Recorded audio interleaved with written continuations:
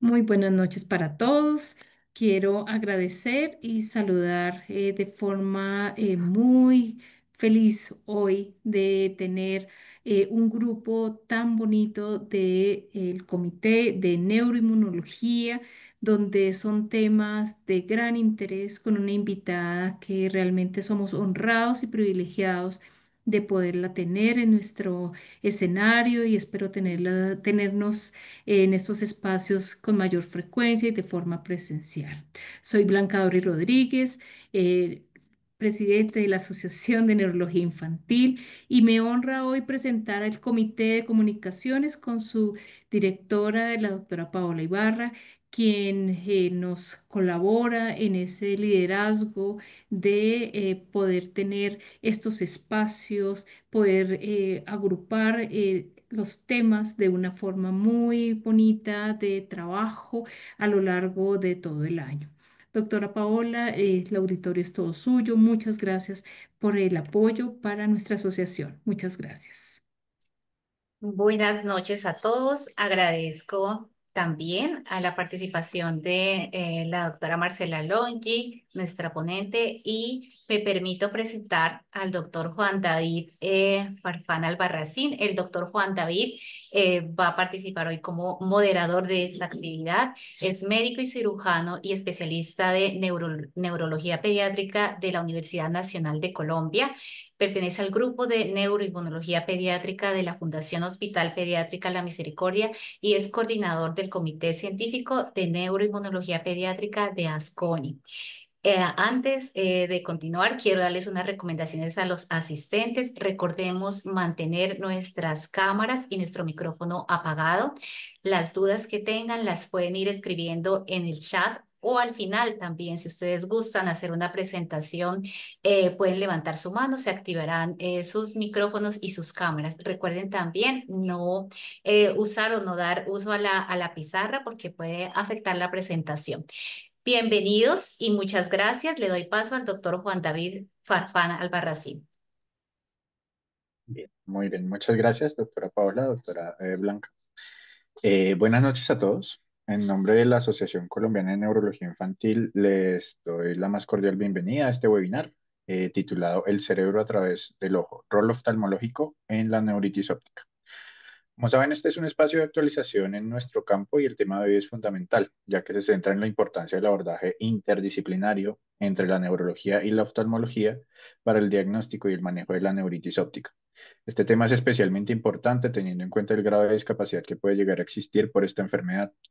Además, debemos tener en cuenta que el nervio óptico ha sido recientemente introducido como uno de los 5 sitios que en los que pueden existir lesiones dentro de los criterios de diseminación en espacio para el diagnóstico de esclerosis múltiple. Entonces, la definición, el diagnóstico y el tratamiento del compromiso del nervio óptico es fundamental en estos contextos.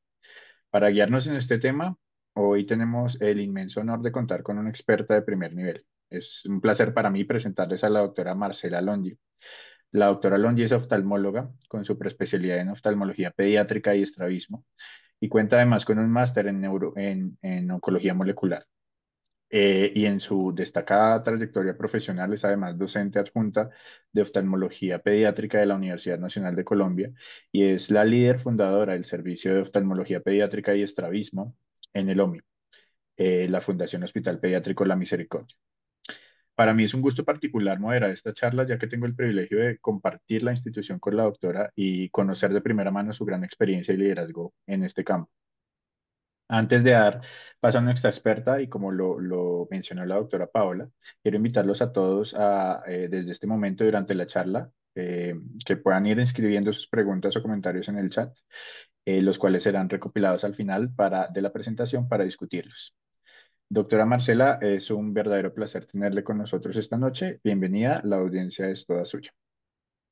Bueno, buenas noches a todos. Muchísimas gracias por la invitación. Para mí es un honor esta noche poder compartir con ustedes este tema tan importante de manejo multidisciplinario con el fin de que podamos brindarle toda la mejor atención a nuestros pacientes.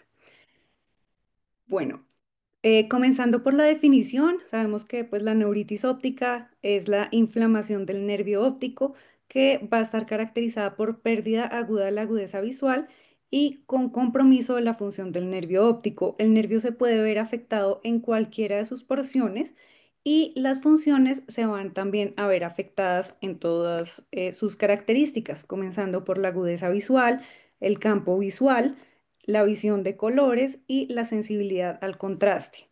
Es la presentación más común de enfermedad desmielinizante y puede presentarse como un evento monofásico agudo, multifásico o recurrente.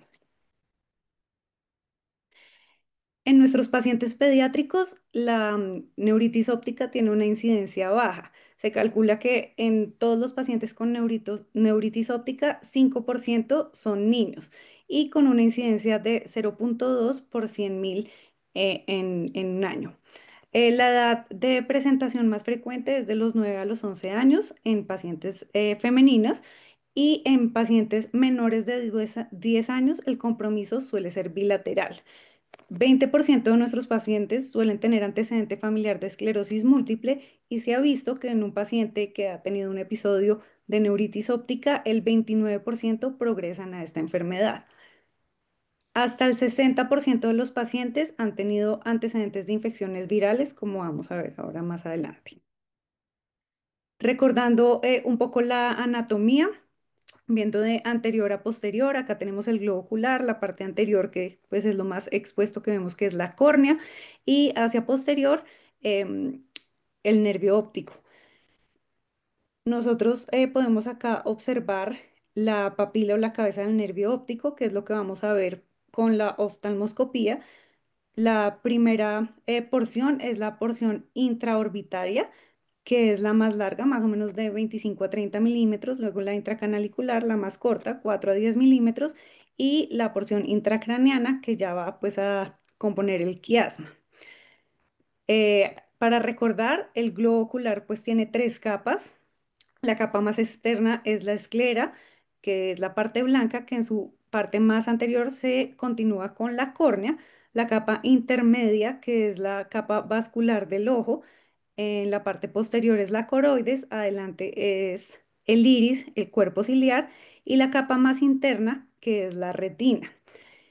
Esta es una fotografía de lo que nosotros vemos en la oftalmoscopía indirecta, donde podemos ver pues no solo la cabeza del nervio óptico, sino también el área macular, que es el área de mejor visión del ojo con la fovea y los vasos sanguíneos.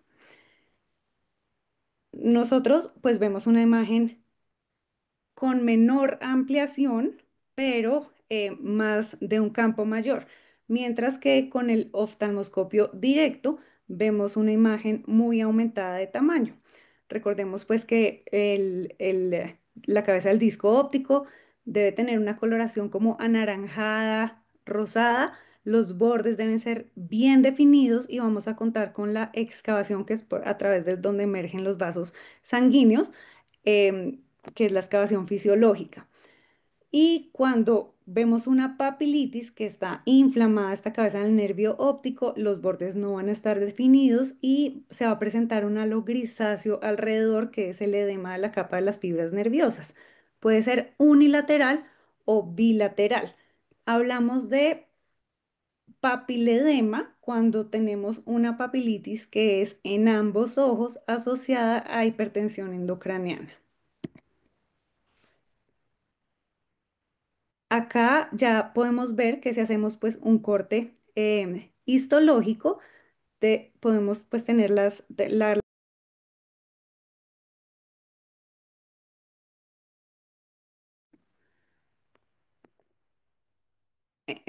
ahí ya está bien el sonido otra vez, ¿cierto? Que decía que se había silenciado. Sí, ya Sí, está ya está bien. otra vez. Listo. Entonces, en la parte más interna, que es pues lo que nos interesa en esta revisión, tenemos la capa plexiforme interna, la capa de células ganglionares y la capa de fibras nerviosas, que son los axones de la capa de células ganglionares. En la capa plexiforme interna es donde pues tenemos la sinopsis de las células bipolares, amacrinas y ganglionares. La capa de células ganglionares y la plexiforme interna pues se evalúa en general en conjunto. y aparte evaluamos la capa de células, perdón, la capa de fibras nerviosas de la retina, que es la que va a conformar el nervio óptico para finalmente pues que se produzca todo el trayecto hasta la corteza occipital. El daño que se puede producir a nivel del nervio óptico puede presentarse desde los axones de la capa de fibras nerviosas y pues el daño puede ser anterógrado con una generación anterógrada o retrógrada presentándose desde la corteza visual a pues el núcleo geniculado lateral. Como habíamos mencionado inicialmente, entonces se puede presentar la inflamación, se conoce como papilitis, puede ser retrovulvar por detrás del globo ocular, que es la neuritis retrovulvar, o puede estar asociada también a inflamación de las capas de la retina. Esto es la neuroretinitis. La neuritis retrovulvar, pues eso, puede presentarse en cualquiera de los segmentos del nervio óptico por detrás del globo ocular y no vamos a observar el edema de la cabeza del nervio óptico. Por lo tanto, es lo que, pues como mnemotecnia siempre nos dicen que el paciente no ve nada, pero el médico tampoco y suele estar más asociada a esclerosis múltiple. Entonces, en este caso tenemos que prestar especial atención a los demás signos de la neuritis que ya vamos a ver más adelante. La papilitis es la forma más frecuente que se presenta en niños, está descrita entre un 40 y un 74% y es cuando se presenta esta inflamación de la cabeza del nervio óptico, donde vamos a ver que hay inflamación, se ve todo el edema alrededor, hiperemia y puede estar asociado a hemorragias también con pues, compromiso de la visualización de los vasos que emergen de la retina. La neuroretinitis, entonces, no solo compromete la cabeza del nervio óptico, sino también las capas de las fibras de la mácula. Por lo tanto, es la imagen que vamos a tener, que se conoce como estrella macular, que son exudados que se presentan en estas capas de la retina y que se suele demorar en desaparecer más o menos 1 o 2 semanas y suele estar asociado a infecciones. En este caso de las infecciones, nosotros solemos tener también afectación del vitrio, que es el gel que está en la parte posterior del ojo, y esto se conoce como vitreitis, que muchas veces dificulta también la visualización del fondo del ojo. En cuanto a la etiología, puede ser desmielinizantes, infecciosas, parainfecciosas, autoinmunes, nutricionales, tóxicas, hereditarias, neoplásicas, paraneoplásicas y traumáticas. Entonces tenemos una gran variedad de etiología y por eso debemos dirigir muy bien nuestro examen para saber tanto qué paraclínicos ordenar y qué sospechar.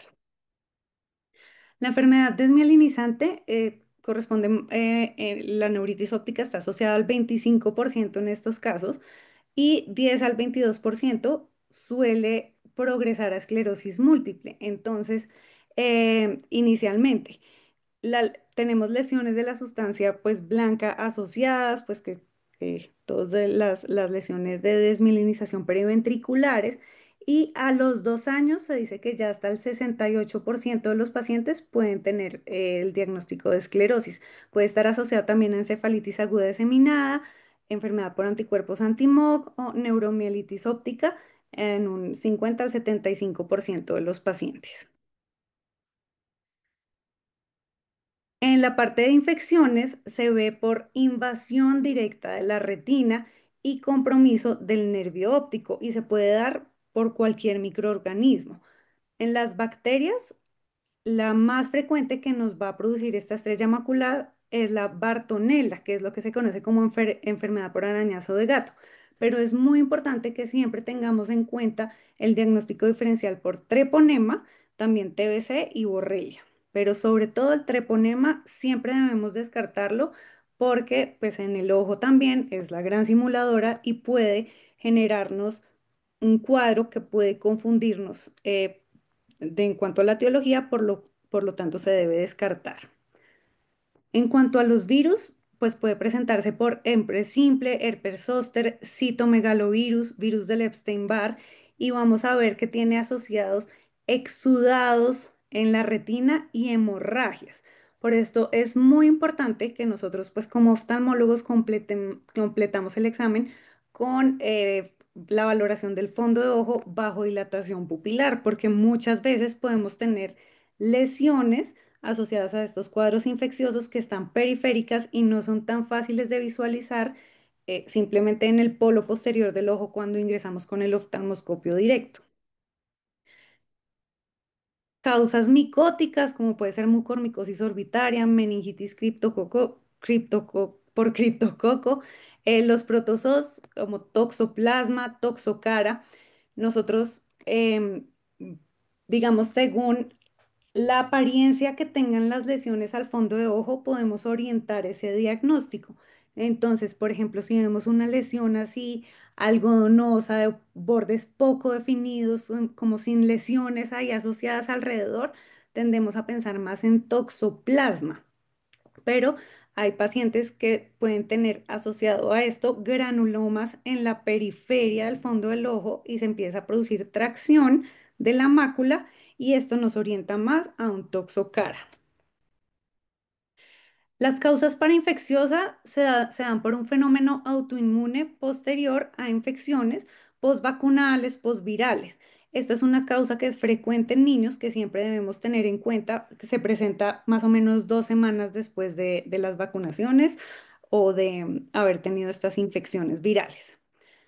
Tenemos también causas autoinmunes, pues la más frecuente es el lupus y suele estar asociado a vasculitis también. Nosotros al fondo de ojo lo que vemos son estas lesiones blanquecinas que se llaman manchas blanco algodonosas que se dan por isquemia de la retina.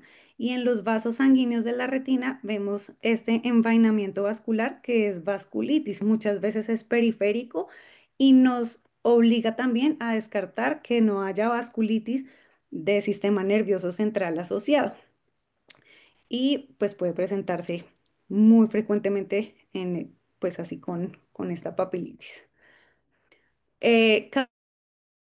Causas básicas hereditarias, nutricionales por deficiencia de vitamina B12, siempre tenerlo en cuenta para solicitud de paraclínicos si tenemos la sospecha que puede haber algún déficit nutricional, medicamentos como amiodarona, tambutol, cloranfericol, intoxicación por metanol y pues tener en cuenta la neuropatía óptica del Leber, que pues siempre debe ser un diagnóstico diferencial en estos casos. Las causas neoplásicas se dan por invasión directa del nervio óptico, suele presentarse sobre todo en las leucemias y puede simular muy bien un edema de la papila. Entonces, pues tener en cuenta tanto los antecedentes del paciente como si puede tener una clínica de estas enfermedades linfoproliferativas, neuropatías compresivas y pues cuando hay hipertensión endocraniana, que es papiledema, por lo tanto pues va a ser bilateral, pero ya debemos tener em, claro que sí hay una hipertensión, perdón, endocraniana asociada. En las paraneoplásicas hay una infiltración del nervio óptico como tal. En las neuroimágenes no hay ausencia de lesiones ocupantes de espacios, más pues por todo el compromiso que se da por estas lesiones a distancia. En las causas traumáticas generalmente se presenta cuando tenemos traumas contundentes. Entonces, pues vamos a tener ese antecedente de trauma, traumas craneoencefálicos y pues vamos a ver nuevamente esta papilitis asociada.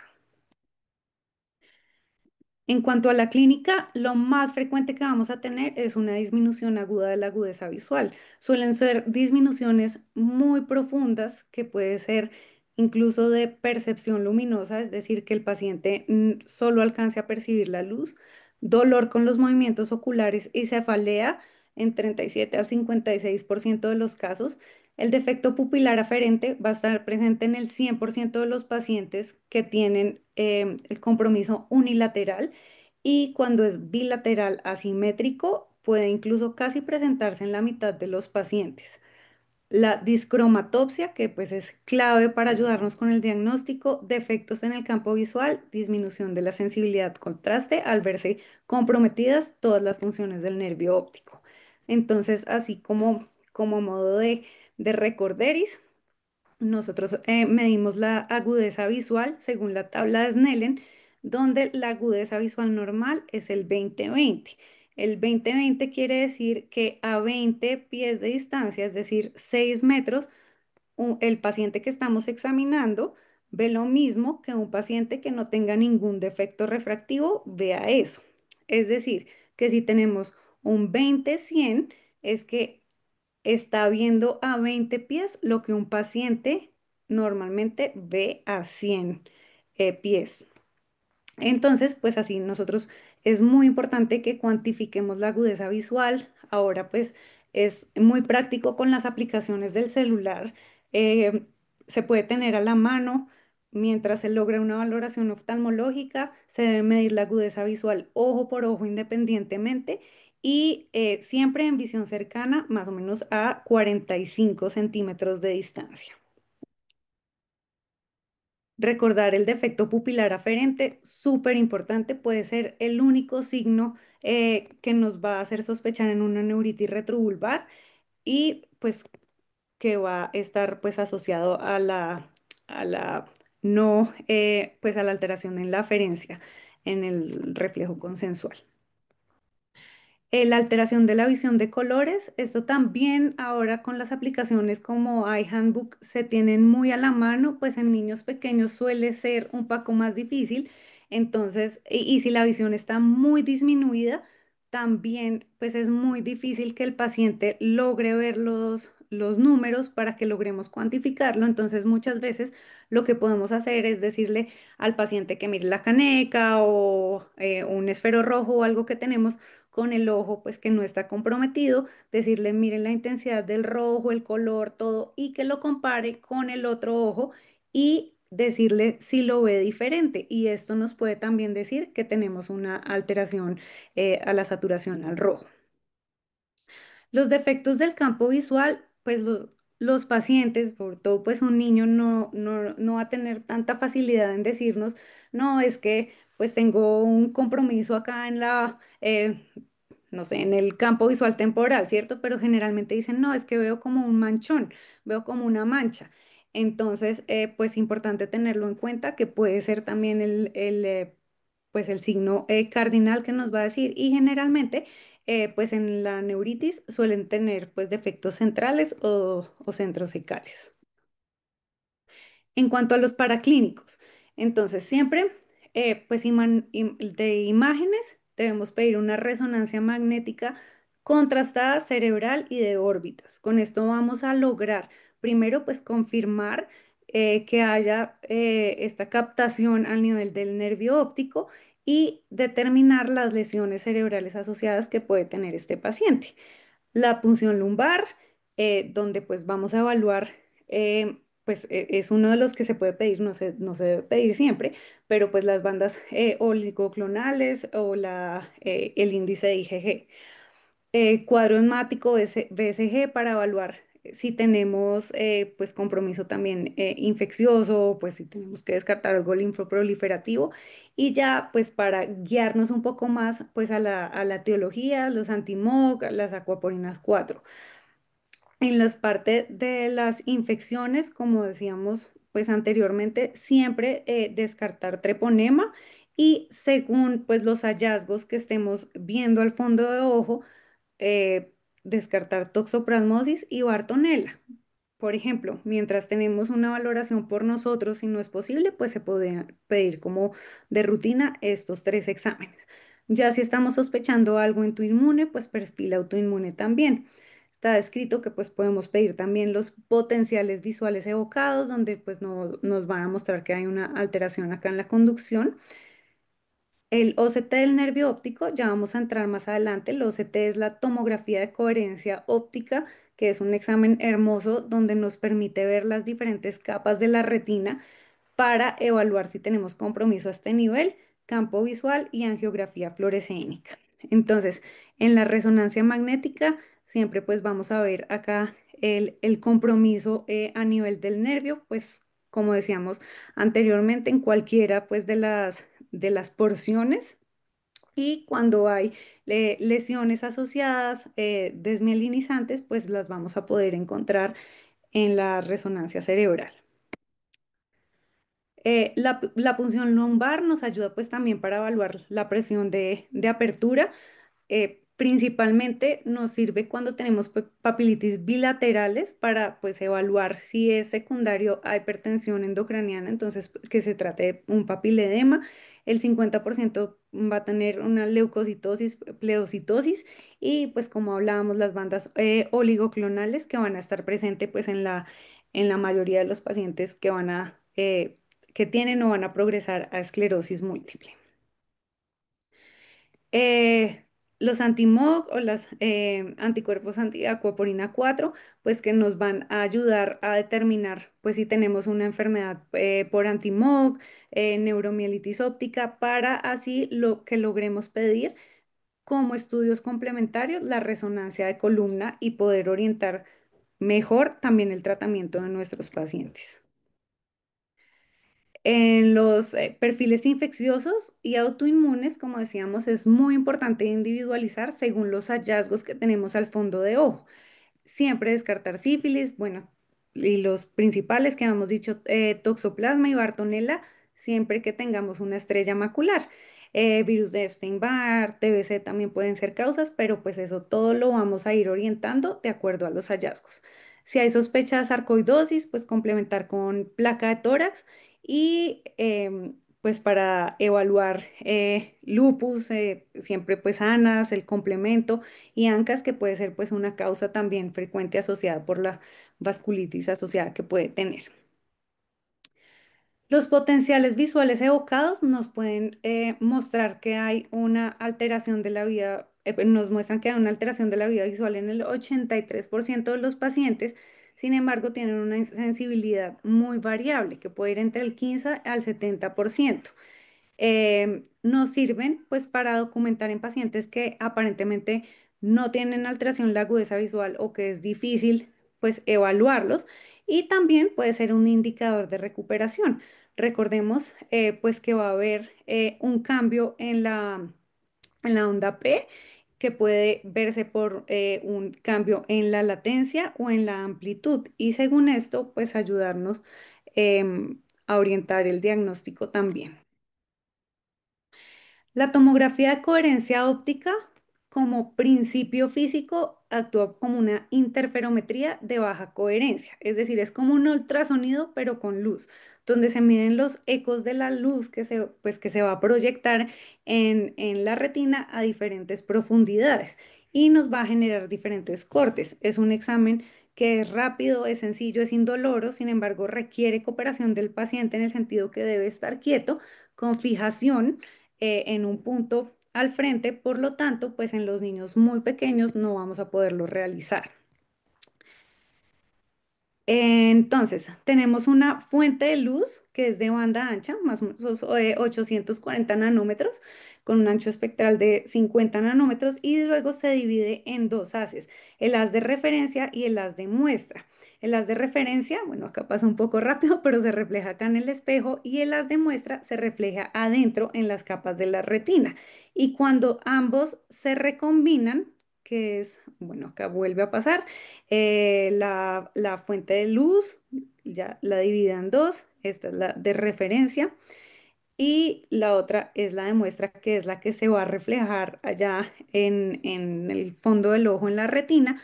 Cuando las dos hacen interferencia, eh, quiere decir que se recombinan, y esto es lo que nos va a generar el resultado de la tomografía de coherencia óptica.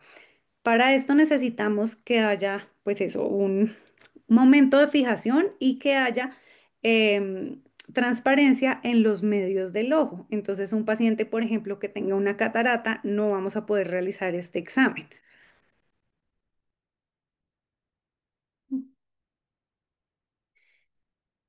Esto es lo que, ay, a ver, sin, sí. Entonces, lo que vamos a ver en el resultado pues del OCT, acá es pues como vemos donde nos muestra dónde se hace el corte. Entonces, en este caso, este es, pues es a la altura del disco óptico y nos va a mostrar, es como un corte histológico de la retina y del nervio óptico, cada una de las capas, y vamos a poder determinar exactamente a qué nivel tenemos alguna alteración, desde la parte más interna, que pues acá está el vitrio, y pues la capa de fibras nerviosas, que vendría siendo esta, hasta la parte más externa, incluso la coroides. Y nos va a mostrar cuando tenemos edema, por lo tanto, pues nos ayuda en esta fase aguda, pero más adelante nos va a servir para evaluar si hay compromiso y progresión al presentarse daño de las capas de la capa de células ganglionares. Tiene una resolución de 3 a 5 micras con una profundidad de penetración de 1 a 2 milímetros. Pues hay diferentes em, como tipos de OCT según, pues como los iniciales ahorita, el SS, pues es como el que mejor profundidad tiene en el segmento posterior, pero esto ya sería la coroides. El SD, que es el de dominio espectral, es el más frecuente que usamos ahorita y nos da una excelente resolución y mostró una mejoría muy importante respecto al equipo anterior. Entonces, clave en nuestros pacientes con neuritis va a ser el espesor de la capa de fibras nerviosas peripapelares y además la capa de células ganglionares que, como hablábamos, está unida a la plexiforme interna. Entonces nos va a dar mapas topográficos y nos permite comparar ojo por ojo. Como les decía, no es invasivo, es rápido, es reproducible, nos da una altísima resolución de la anatomía, que son cortes histológicos realmente, entonces es muy útil para evaluarlos. En los niños ya existen muchos estudios que nos reportan, digamos que inicialmente no teníamos muchas medidas de referencia, ya incluso en Colombia tenemos pues también nuestros estudios que se han realizado, se dice pues que el promedio de capa de fibras nerviosas es de 100 micras y de capa de células ganglionares de 80. Si está disminuido por debajo de estos valores, ya vamos pues a tener una alteración. Este es el examen como pues como se presenta el reporte. En los adultos vamos a tener pues como este semáforo por colores, donde los valores verdes pues son los que están dentro de lo parametrizado, amarillos pues están ya con una alteración moderada y rojo ya están muy por debajo del valor. En los niños, pues como todavía esto no está estandarizado, ya les voy a mostrar que pues no aparecen los colores que nos ayuda para guiarnos. Importante siempre fijarnos en que tengamos una buena señal. Realmente pues nos dice ojo derecho, ojo izquierdo y nos dice pues, valores sobre 10, 9 sobre 10, 10 sobre 10. Esto es que logramos tener una adecuada captura y por lo tanto, pues es un examen que sí es confiable. Vamos a tener el promedio de la capa de fibras nerviosas de la retina. Nos va a mostrar si hay una simetría entre ambos ojos. Muy importante, pues para nosotros en cuanto a glaucoma, nos va a mostrar el área del disco y del anillo, pues que nosotros también lo evaluamos con esto. Lo mismo el volumen, el tamaño de la excavación y el volumen. Y acá debemos ver un patrón de doble colina donde nos dice que están bien la capa de fibras nerviosas de la retina y nos va a mostrar tanto pues en los diferentes cuadrantes si hay un adelgazamiento o no e incluso en horarios para saber dónde está el daño. Esto es de la capa de fibras nerviosas de la retina y acá ya nos muestra la capa de células ganglionares con la plexiforme interna e incluso nos mapea dónde puede estar la alteración que estamos observando. Este es como pues estaría el reporte en un niño por pues lo que les decía que pues ya tenemos valores, pero sin embargo, con el aparato todavía necesitan como más estudios para que tengamos unos valores.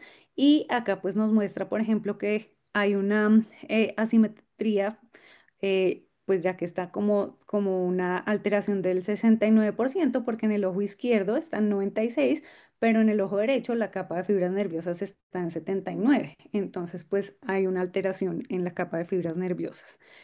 Y pues acá tenemos un artículo muy lindo que salió el año pasado, que son los criterios de McDonald, que pues hemos conversado con el doctor Farfán, donde nos muestra pues una comparación de los diferentes cortes en la vía visual en resonancia y tomado al tiempo una OCT. Entonces acá vemos pues a la altura del nervio óptico, del quiasma, de las radiaciones ópticas, y nos muestra que hay una correlación con los hallazgos de la resonancia y el OCT. En las etapas iniciales de la neuritis, precisamente por este edema, la inflamación, pues se va a ver un engrosamiento de la capa de fibras fibras nerviosas de la retina. Pero más adelante va a haber un adelgazamiento que va a estar dado por la pérdida de los axones. Entonces, pues nos va a permitir evaluar qué tanto daño se produjo y qué tanta progresión hay, si tenemos un nuevo episodio, si pues vuelve a adelgazarse más esta capa. Entonces va a ser muy importante para el seguimiento. El campo visual es un examen que es difícil de hacer, sobre todo el primero. Los pacientes deben estar muy concentrados porque no deben perder la fijación, y por lo tanto debemos siempre tener en cuenta como el reporte que nos da sobre pues qué tan confiable es el campo visual. El primer campo visual no suele ser confiable, pero pues hay unos pacientes que sí son muy buenos haciéndolo. Entonces nos dice, primero acá arriba, lo primero que tenemos que evaluar, bueno, acá no lo reportan, es la agudeza visual, ver que el paciente tenga una buena agudeza visual al momento de realizar el campo visual. Acá en la refracción nos dice si le pusieron una corrección óptica para pues que mejorarle la agudeza visual. Nos dice si pues el campo visual es central o es un poco ya más de campo de campo más amplio, y nos va indicando si hay errores, falsos positivos o falsos negativos y pérdidas de fijación del paciente. Entonces, si el paciente en vez de estar mirando el punto que debía mirar, empezó a mirar a otro lado, y debemos tener en cuenta que los errores, pues los falsos positivos, falsos negativos, si están por encima del 15%, hace que el campo visual no sea confiable. Entonces nos va a dar el campo visual resultado de la desviación promedio, donde nos va a decir si hay una pérdida global de la sensibilidad visual. Entonces, si ya tenemos valores negativos, esto generalmente lo reportan acá, es que ya hay un daño difuso, y ya pues por debajo de 10 a 30, que además pues lo reportan acá pues en los mapas, vamos a poder ver dónde está el daño también. El PSD nos indica si hay irregularidades focales, y suele estar también aumentado en escotomas localizados. El BFI es el porcentaje de campo visual que lo reporta acá, que tiene pues tiene un campo útil del campo visual, que normalmente en los pacientes con neuritis disminuye en la fase aguda, pero mejora con la recuperación. Entonces nos ayuda también a hacer seguimiento porque puede mejorar hasta en un 90%, y nos reporta también pues el riesgo que tiene pues de presentar glaucoma, porque pues esto lo usamos mucho, es en glaucoma. Entonces, pues nos puede servir para hacer también seguimiento. Como les decía, pues generalmente el defecto que solemos encontrar es central o centrocecal, em, y es pues donde se va a ver alterado. La angiografía fluoresceínica es un examen en el cual se toman fotos del fondo de ojo con la pupila dilatada mediante la administración de fluoresceína. Entonces podemos evaluar si hay escape del colorante y nos va a decir que efectivamente tenemos una verdadera inflamación, por ejemplo, una verdadera papilitis o papiledema versus los que son pseudopapiledemas, como los llamamos nosotros, que suelen presentarse cuando hay, por ejemplo, drusas, que son como calcificaciones en el nervio óptico que van a dar la apariencia de un nervio inflamado y por lo tanto, pues nos va a ayudar para diferenciar en pacientes que han tenido estudios negativos de si realmente se trataba de esto o si, o, pues de una verdadera neuritis o si era una falsa, como conocemos un pseudopapilema, unas drusas del nervio óptico. Se ha visto que es el mejor examen, lo han mostrado los estudios, incluso que la ecografía, porque en los niños puede que no esté tan lleno de calcio ese drusen, entonces que la ecografía salga normal. Entonces nos ayuda muchísimo en estos casos también. Acá vemos pues cómo se presenta ese realce secundario al escape de la fluoresceína.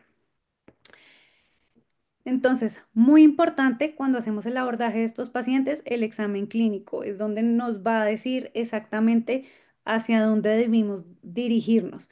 Hay causas oculares que debemos tener en cuenta, como son estas infecciosas, y ya orientarnos más hacia la parte neurológica, como las enfermedades desmielinizantes.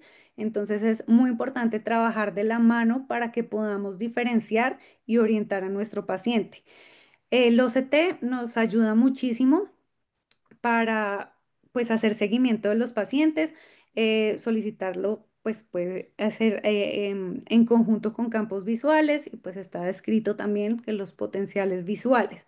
Siempre iniciar el tratamiento es lo que nos va a ayudar a que esta pérdida no sea tan severa. Se dice que pues si el paciente se hace un tratamiento a tiempo, podemos recuperar visiones, incluso pues en promedio hasta un 20/40, que pues es una visión muy buena, muy útil, porque si los pacientes no se tratan a tiempo y progresan a atrofia óptica, pueden terminar con visiones de movimiento de manos o cuentadedos que va incluso pues si es bilateral, ya tener una ceguera legal. Cuando tenemos una visión por debajo de 20/200, es lo que denominamos ceguera legal.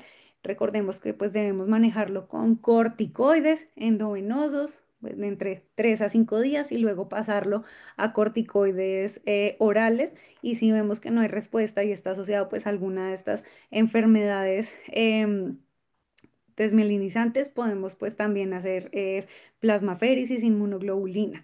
Entonces debemos seguirlo muy de la mano, hacer seguimiento no solo de la visión, sino también estructural con estos exámenes pues que ya tenemos disponibles y pues hacer toda la consejería familiar para que los familiares pues también sepan el pronóstico de los pacientes y estar muy coordinados pues entre nuestras especialidades. En, pues con el diagnóstico confirmamos que efectivamente haya un edema del nervio óptico, descartar los pseudopapiledemas, el monitoreo, evaluar pues el adelgazamiento que se puede presentar progresivamente, incluso hasta los 6, 12 meses después.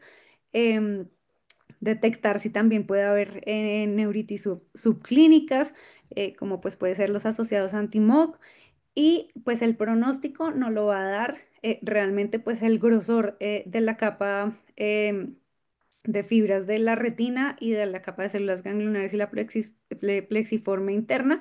Esto se va a correlacionar con la agudeza visual final que va a alcanzar el paciente y diferenciar pues las etiologías para según eso orientar el tratamiento también. La agudeza visual puede recuperarse hasta 20/20, pero va a persistir una alteración en la sensibilidad contraste. Recordemos pues que si hay lesiones cerebrales, ustedes saben más de toda esta parte, pues va a tener mayor riesgo de esclerosis múltiple. Las posinfecciosas tienen muy buen pronóstico o posvacunales también. Y las anti-MOC generalmente pues tienen muy buena recuperación de la agudeza visual, pero pueden tener recaídas si es pues unilateral presentarse en el otro ojo. Por eso es tan importante tratarlos y que logremos mejorar la visión. Incluso pues muchas veces lo que nosotros hacemos si vemos que ya han recibido un ciclo es darle un ciclo adicional para tratar de mejorar la visión. Y pues la neuromielitis óptica sí suele tener pues no tan buena recuperación visual y por lo tanto pues va a generar pues mayor discapacidad visual. Ya pues a forma de conclusiones, la neuritis óptica pediátrica requiere un enfoque multidisciplinario. Nosotros como oftalmólogos pues debemos trabajar de la mano con ustedes para ayudar a orientar el diagnóstico, hacer el seguimiento, determinar si realmente puede ser algo desmielinizante o algo infeccioso que podemos tratar pues de alguna otra manera. La tomografía de coherencia óptica es esencial para el diagnóstico, el pronóstico y el monitoreo de nuestros pacientes y debemos trabajar en conjunto para que tengamos un mejor pronóstico, tanto visual como neurológico, para nuestros pacientes. Yo acá les traigo esta frase que es que el ojo puede ser la primera ventana al cerebro. La detección temprana en el manejo conjunto cambia el pronóstico neurológico. Y acá les dejo las referencias. Muchas gracias. Muchas gracias, doctora Marcela, por esta presentación tan clara. Nos ha dejado muchos conceptos fundamentales sobre el abordaje interdisciplinario de esta patología. Tal como lo anunciamos, ahora abrimos nuestro espacio para preguntas y respuestas. Si me permite, a mí me gustaría empezar. Eh, el papel de los potenciales evocados visuales ha sido debatido en el diagnóstico de la neuritis óptica. Algunos consensos incluso desaconsejan su uso como criterio diagnóstico de neuritis óptica específicamente. Sin embargo, muy recientemente fueron incluidos como parte de los criterios a tener en cuenta para hablar de compromiso del nervio óptico en esclerosis múltiple, con ciertas recomendaciones adicionales como estandarización de los puntos de corte en cada institución y con cada equipo. ¿Qué tan viable ve usted el uso de los potenciales evocados visuales en Colombia, especialmente en niños, como parte de esos criterios diagnósticos de esclerosis múltiple? Bueno, lo primero es que pues los potenciales visuales eh, no se correlacionan tanto con la agudeza visual del paciente. Es decir, podemos tener un paciente con muy mala agudeza visual y que los potenciales pues nos muestren algo, un cambio mínimo en la amplitud, es decir, no nos van a dar realmente pues un pronóstico importante en el manejo de estos pacientes. Pueden presentarse alteraciones en los pacientes que tienen, por ejemplo, un retraso en el desarrollo de la vía visual. Entonces, pueden ser un factor de confusión. Y en Colombia podemos tener centros donde no tenemos ni los equipos ni el personal pues entrenado en estos pues en estos potenciales en este examen y que el paciente no coopere adecuadamente para realizarlos y por lo tanto pueden salir falseados. Entonces, pues yo considero que debemos tener como criterios más objetivos, como puede ser una tomografía de coherencia óptica para ayudarnos en el diagnóstico de los pacientes. De acuerdo. La doctora Ibarra y la doctora González nos preguntan cuál sería la edad apropiada para realizar OCTs y campos visuales en pediatría teniendo en cuenta la necesidad de la colaboración del paciente para fijar la mirada y con qué frecuencia se deberían hacer OCT y campos visuales después de un primer evento de neuritis óptica en niños. Entonces, depende del centro. Depende del centro, pues qué tanta paciencia le vayan a tener al paciente, ¿cierto? Pero por lo general, el punto de corte son los 7 años. Todos sabemos que tenemos niños más chiquitos, muy colaboradores. Desafortunadamente en OMI, por ejemplo, nosotros todavía pues no tenemos disponible este examen, entonces donde de pronto podríamos hacerlo un poco más pequeños y han estado escritos en algunos centros en Estados Unidos que tienen pues equipos portátiles que los hacen bajo sedación, portátil, entonces pues nos puede ayudar, pero pues acá en Colombia el corte suelen ser 7 años. Perfecto. ¿Y qué tan frecuentes se deberían hacer OTC y campos visuales después de un primer evento de Ay, neuro? sí, perdón, me faltó No, no, cada 3 meses cada 3 meses. inicialmente, sí, cada 3 meses y luego los podemos ampliar a cada 6 meses. El doctor Yepes nos pregunta qué recomendaciones podrían orientarnos en la presentación clínica de la neuritis para diferenciar entre las diferentes enfermedades desmielinizantes, MOGAD, esclerosis múltiple, neuromielitis. En la clínica, para nosotros es indistinguible. No sé si tú, si tú pues ya puedes aportarnos, digamos, algo a esta respuesta, pero para nosotros es indistinguible. Pues digamos que en neuromielitis óptica usualmente el compromiso es muy grave, digamos que suele ser el más grave de las tres desmielinizantes, mientras que en esclerosis múltiple suele ser un poco más leve y MOGAD, la característica clínica, digamos, que más se destaca es que suele responder muy bien a corticoides. Son esos pacientes que les ponemos corticoides y a los 2 o 3 días ya tienen una agudeza visual casi normal que creo que sería como lo más útil desde el punto de vista clínico. De pronto, la localización del dolor en neuromielitis óptica es muy, muy frecuente, pues, y en esclerosis múltiple el dolor con la movilización ocular. De pronto en MOGAD, a veces sí, a veces no. Pero creo que serían como las cosas clínicas, digamos así como más prácticas. Y ya, yo creo que eso sería como lo usual. El doctor Yepes también nos pregunta si existe alguna información sobre el impacto del inicio de los síntomas y el inicio de tratamiento con esteroides en el pronóstico visual en neuritis óptica. Bueno, en cuanto al inicio, no, o sea, para nosotros debe ser lo más pronto posible porque entre más tiempo pase, este daño axonal va a ser mayor. Entonces, pues lo ideal es hacerlo lo más pronto. Si hemos tenido pacientes, claro, que desafortunadamente no han podido ser valorados por un oftalmólogo y terminas teniendo una toxoplasmosis. Entonces, pues aunque en la toxo también usamos corticoides, primero hay que iniciar, digamos, el trimestoprim, entonces que puede progresar un poco más, pero entre más pronto va a ser mejor la recuperación. Ok. El doctor Andrade pregunta cuál sería como el momento indicado para hacer una tomografía de coherencia óptica en niños con neuritis óptica, como el momento ideal. Entre las recomendaciones está hacerla basal, o sea, hacerla al diagnóstico. Lo que pasa es que en el diagnóstico, pues lo que nos va a mostrar es edema, ¿cierto? Entonces, pues más o menos si ya a las 6 semanas ya podemos ver, pues ya cómo empieza a verse, pues el compromiso. Pero pues entre lo que recomiendan es que se haga uno basal.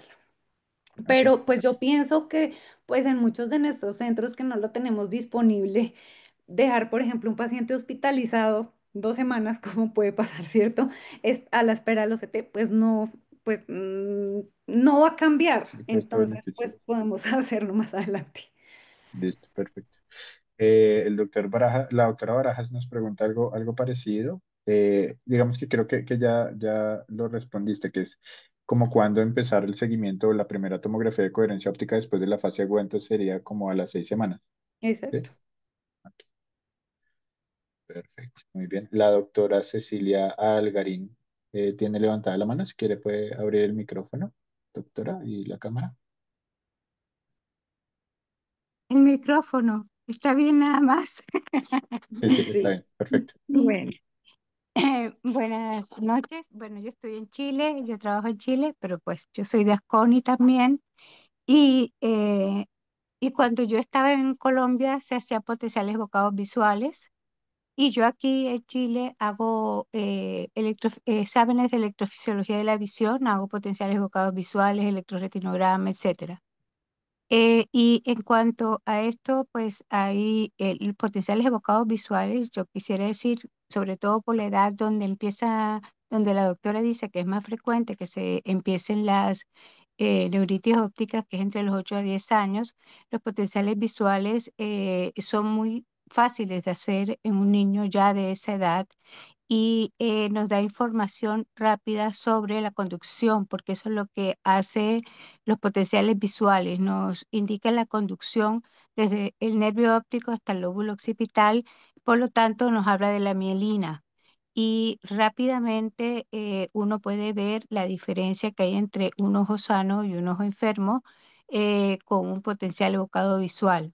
También la amplitud se afecta, pero la amplitud tiene mayor variabilidad intraindividual, entonces puede uno no ser muy específico con esto, pero los potenciales la latencia de la P100 es es casi exacta y solo varía en pocos milisegundos de un individuo a otro. Sí es verdad que nosotros tenemos los normales para cada edad en nuestro laboratorio donde hacemos los potenciales visuales, pero eso no es una cosa muy difícil de lograr, estandarizar los normales. Y es algo que es muy útil a mi modo de ver porque apenas aparece la neuritis, en la etapa aguda ya se alteran los potenciales visuales y también pueden utilizarse como ver cómo es la respuesta al tratamiento un mes, 4 a 8 semanas después, y también si el paciente puede volver a hacer una recaída o vuelve a presentar algún síntoma, se puede volver a hacer los potenciales visuales para ver si lo que se recuperó después del tratamiento se empieza a volver a perder. En- pues como el centro donde yo estoy es como centro de referencia para todo este tipo de exámenes, pues yo tengo no una gran cantidad, una casuística grandísima, pero sí tengo bastante experiencia en esto de, de la neuritis óptica en niños y en adultos y cómo los potenciales visuales van dando una buena indicación de la enfermedad. En contraste con el OCT, que es el otro examen que mencionó la doctora, el OCT, tal como ella dice, es un examen que muestra la anatomía, la histología casi perfecta, como dice ella, de la retina y de el nervio óptico, pero no muestra el funcionamiento de sus células. Entonces, por eso es más difícil que en los CT en la parte aguda se pueda ver algo, porque está mostrando es una estructura y una estructura inflamada. En cambio, el potencial visual muestra la fisiología del sistema visual y por eso son diferentes exámenes que no compiten, sino que se complementan uno y otro. Gracias.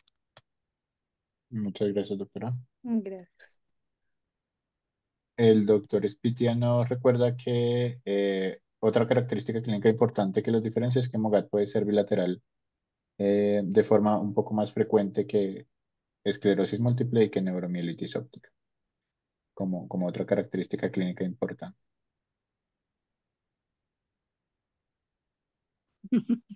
María Elena, bien, Bueno, amiga, tú siempre. Gracias, Sergio. Un abrazo. Una neuropediatra. bueno, muchas gracias. Creo que no tenemos más preguntas. Entonces, doctora Marcela, Sí, muchísimas había, gracias. perdón, doctor Juan David, Sí, había una pregunta, creo que estaba ahí pendiente de que ¿cuál sería? hacía la doctora Diana Romero con respecto, la voy a hacer que la tengo aquí a la mano. Listo, listo. Sí, sí, perfecto. Nos pregunta si, de acuerdo agradece primero por la excelente charla y nos pregunta que si de acuerdo a la severidad de la pérdida de la agudeza visual es razonable eh, iniciar esteroides o esperar a la resonancia para iniciar esteroides. ¿Cuáles son sus recomendaciones, doctores? Muchos centros no tenemos la resonancia a la mano. ¿Qué hacer? Es cierto, yo pienso que clínicamente podemos pues hacer el diagnóstico, ¿cierto? Entonces tenemos la pérdida visual, defecto pupilar aferente y digamos pues la desaturación de colores y vemos la papilitis, pues Y bueno, y entre lo que pueden ver como neuropediatras, que los admiro mucho con el oftalmoscopio directo, con esos niños viendo con esas pupilas chiquitas, y no se alcanza pues a ver como ninguna lesión así como exudativa, algo que nos pueda sugerir infeccioso, yo pienso que lo mejor pues sería iniciarlo sin esperar a la resonancia. No sé tú, Juan David, ¿qué opinas? Sí, de acuerdo. Yo creo que clínicamente en muchos pacientes se podría iniciar de entrada el corticoide. Claro, esto también depende un poco de la claridad, digamos, del diagnóstico, ¿no? Hay unos pacientes que cuestan y que de pronto uno quisiera tener más elementos para poder decir sí o no. Y pues todos sabemos que los corticoides tienen unos efectos importantes de inmunosupresión y otras cosas que pueden, digamos, en el balance riesgo-beneficio, en algunos pacientes no ser tan favorable. Pero en general, la clínica, con características clínicas, digamos, claras, la disminución de la agudeza visual, la discromatopsia, como tú decías, son cosas como muy claras de neuritis óptica.